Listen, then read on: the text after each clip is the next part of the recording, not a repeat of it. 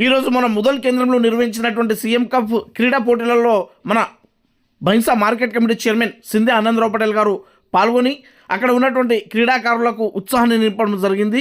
అదేవిధంగా అక్కడ జ్యోతి ప్రజ్వలన కార్యక్రమాన్ని ప్రారంభించి అక్కడ నుంచి వివిధ గ్రామాల నుంచి వివిధ మండలం నుంచి వచ్చినటువంటి క్రీడాకారులకు అందరికీ శుభాకాంక్షలు తెలియజేయడం జరిగింది.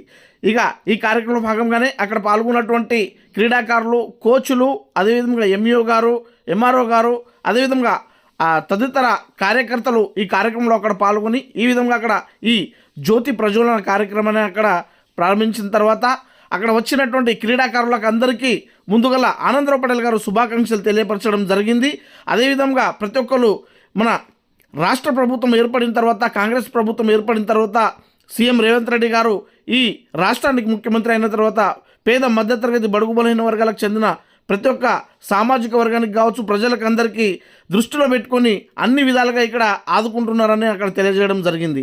అంతేకాకుండా ఇక్కడ క్రీడా పోటీలను అక్కడ క్రీడాకారులకు పరిచయం చేసుకుని ఈ కబడ్డీ పోటీలను అక్కడ మన ఆనందరావు పటేల్ గారు స్వయంగా ఆడడం జరిగింది.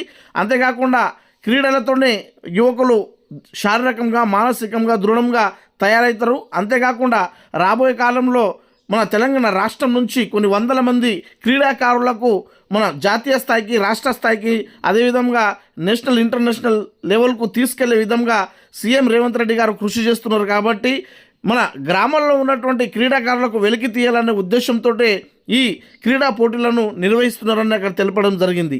అంతేకాకుండా ఈ క్రీడలలో రాణించినటువంటి యువకులకు అక్కడ బహుమతులను, మెడల్స్ను కూడా ఇవ్వడం జరిగింది. అదేవిధంగా ప్రతి ఒక్కరూ ఈ తెలంగాణ రాష్ట్రంలో ఉన్నటువంటి యువకులు చెడు మార్గాల వైపు వెళ్లకుండా తమ దృష్టిని మళ్లించే విధంగా సీఎం రేవంత్ రెడ్డి గారు ఈ విధంగా కృషి చేస్తున్నారని అక్కడ తెలపడం జరిగింది.